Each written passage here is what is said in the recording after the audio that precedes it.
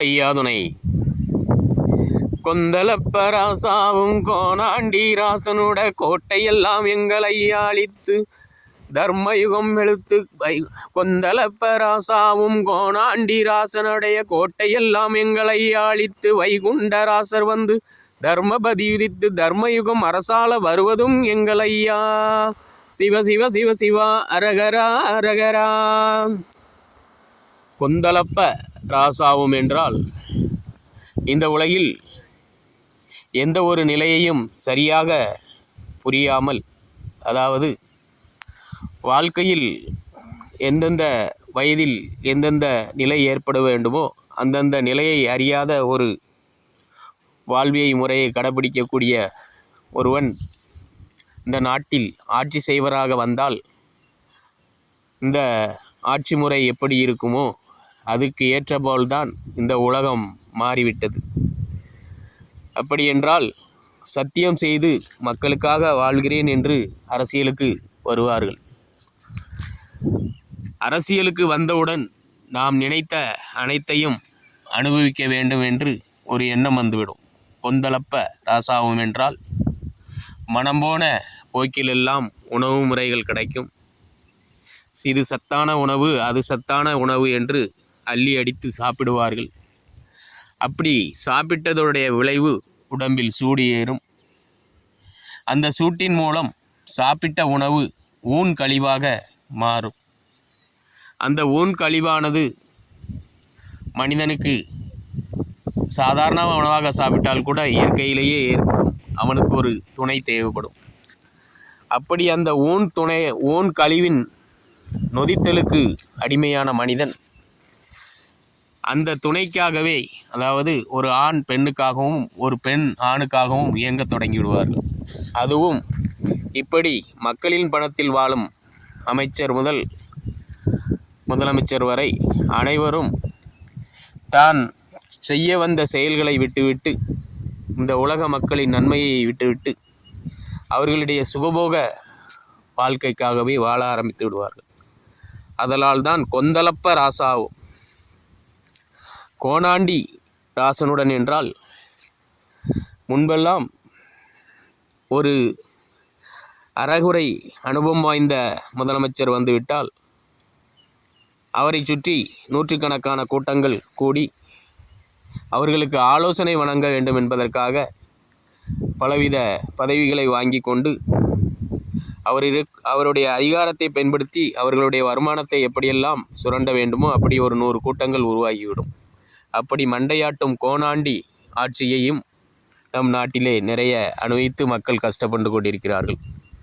ஆதலால் தான் ஐயா கொந்தளப்ப ராசாவும் கோணாண்டி ராசனுட கோட்டையெல்லாம் எங்களை அழித்து வைகுண்டராசர் வந்து தர்மபதி உதித்து தர்மயுகம் அரசால வருவதும் எங்களையா. சிவ சிவ சிவ சிவா ரகரா ரகரா.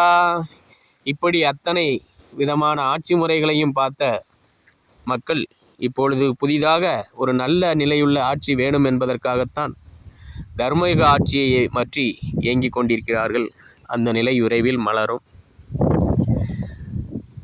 வாடாத பூவது போல் எங்களையா வைகுண்டராசர் வந்து திருப்பதிக்குள் புகுவதும் எங்களையா.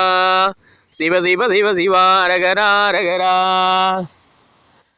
இந்த உலகில் ஒரு மனிதன் பிறருக்காக வாழ வேண்டும் என்று முழுமையாக அனைத்து திட்டங்களையும் வகுத்து மக்களுக்காகவே நல் திட்டங்களெல்லாம் உருவாக்க வேண்டும் என்றால் அந்த தலைவனின் முகத்தில் ஒரு மலர்ச்சி தோன்றிவிடும். அதுதான் வாடாத பூவதுவாய். இப்படிப்பட்ட ஒரு தலைவன் உருவாகும்போது அவனுடைய முகத்தில் அப்படிப்பட்ட நிலை உருவாகும். அப்படிப்பட்ட நிலை உருவாக வேண்டுமென்றால் அவன் சமநோக்குடைய சிந்தனைவாதியாக உருவாக்குவான். அதாவது அனைவரும் உழைக்கும் மக்கள் அவரவர் உழைப்பிற்கு ஏற்ப என்னென்ன செயல்திறனை உருவாக்கி மக்களுக்கு உதவ வேண்டும் என்பது தான் அந்த வாடாத பூவது போன்ற ஒரு முகம் தோன்றும். அப்படி சுய சிந்தனை இல்லாத தலைவனால் அந்த நிலை உருவாகாது.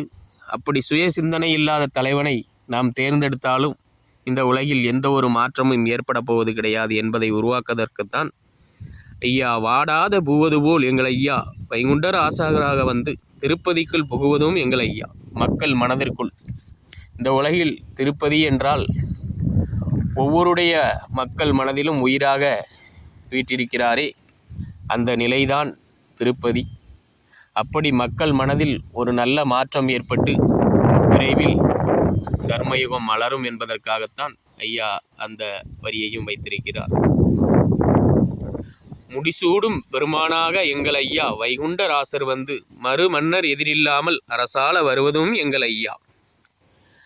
அப்படி உருவான தலைவனால், மக்கள் நிலையை அறிந்த தலைவனால் தான் இந்த உலகில் அடுத்து எந்த ஒரு உயிர் சேதமும் கலவரமும் ஏற்படாத அளவுக்கு ஒரு நிலையை, சட்டத்திட்ட நிலையை உருவாக்கி அனைவரும் முடிசூட முடியும். அதாவது ஒரு பாதையை போட்டுவிட்டால் அதில் அனைவரும் பயணிக்கும் விதமாக எப்படி செல்கிறோமோ, எவ்வளவுதான் ஆயிரக்கணக்கான பேர் சென்றாலும் அதில் ஒருவர் மீது ஒருவர் மோதாமல் இருப்பதற்காக நமது கண்ணும் நமது மூளையும் எப்படி செயல்படுகிறதோ அந்த விதமாக சட்டத்திட்டங்களை வகுத்து இந்த உலகத்தில் முடிசூட ஒரு சிந்தனைவாதி வருவார்.